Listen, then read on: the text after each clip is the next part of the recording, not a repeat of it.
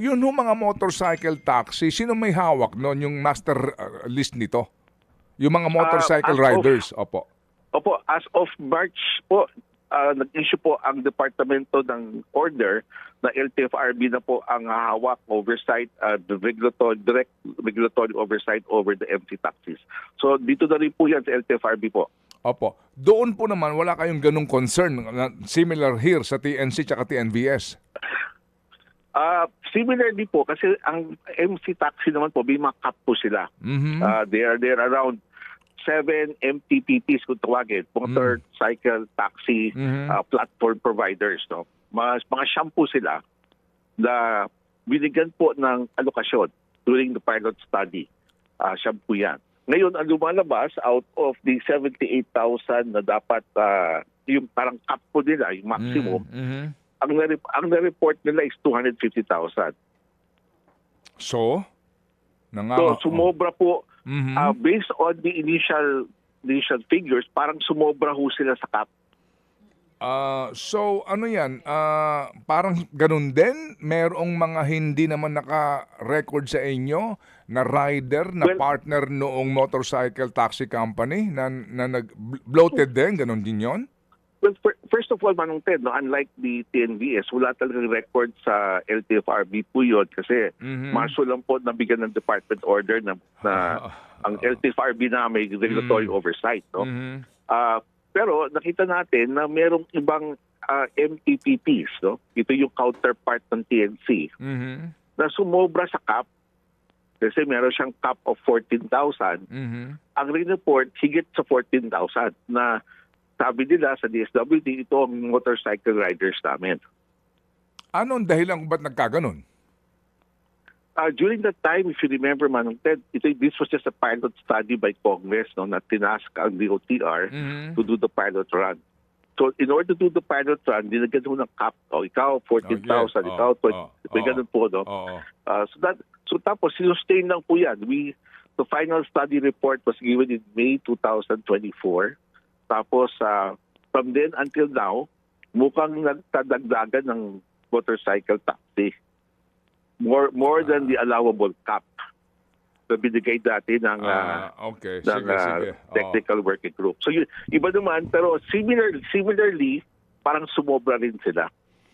Opo, kapag ganon, sino ba dapat ang may central data ng isang rider na considered as motorcycle taxi on the issue of legality, no? Yung insurance, yung competence ng driver, etc.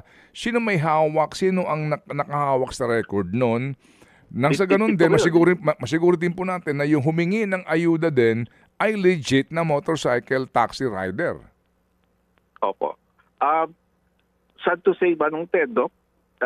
Dati po, wala akong ginawang listahan ng mga driver.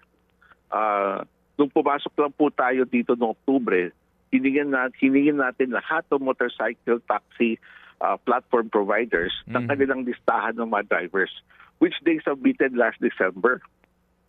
Ngayon, kung ihabing natin yung sinubmit nila noong December at yung sinubmit nila sa DSWD ngayon, ang laking diferensya ng amount.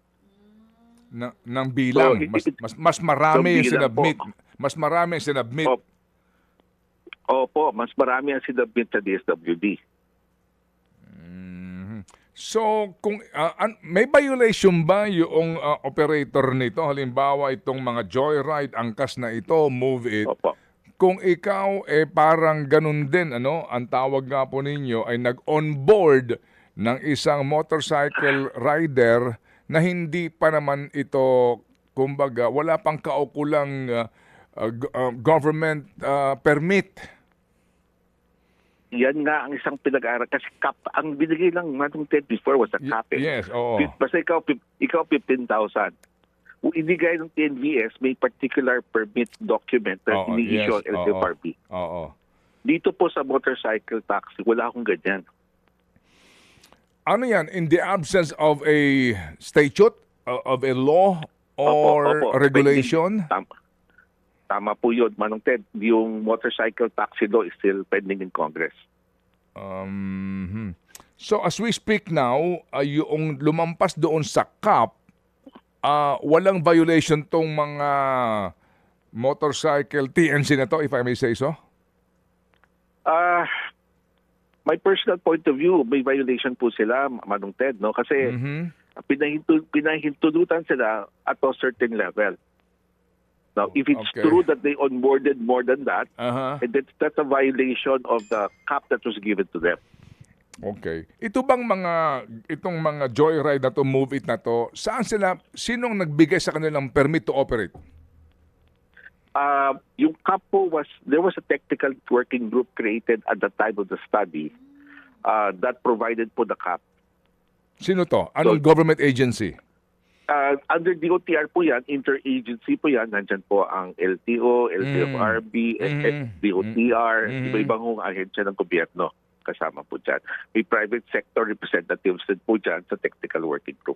So kung mayroong certificate of convenience, no, mayroong franchise itong mga taxi, mga bus, itong TNC na ito, ano ang hawak ng Grab, Move It, tsaka Angkas? Anong papel ang tawag doon? Anong tawag doon? Yan nga po, it was just a cap.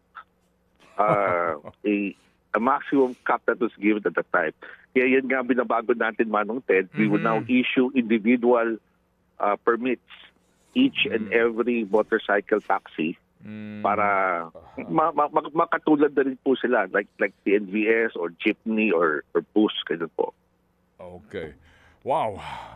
Medyo, this is so complicated at ang laki na ng problemang ito para ho sa parehong bloated do sa management. Opo, Okay, sige. Okay. Attorney, Ayusin natin yan, Manong Ted. Yan nga binigay natin tasking sa atin para maayos po yan. mga kapatid, patuloy po kayong tumutok sa 105.9 True FM para sa totoong balita, impormasyon, music, and entertainment. Mag-subscribe sa aming YouTube channel at podcast at sundan nyo kami sa Facebook, Instagram, X at TikTok sa True Network PH. Bisitahin din po ang aming official website, truefm.ph. At panoorin din kami sa True TV Signal, Channel 19. Kami po ang 105.9 True FM. Laging true sa'yo, kapatid.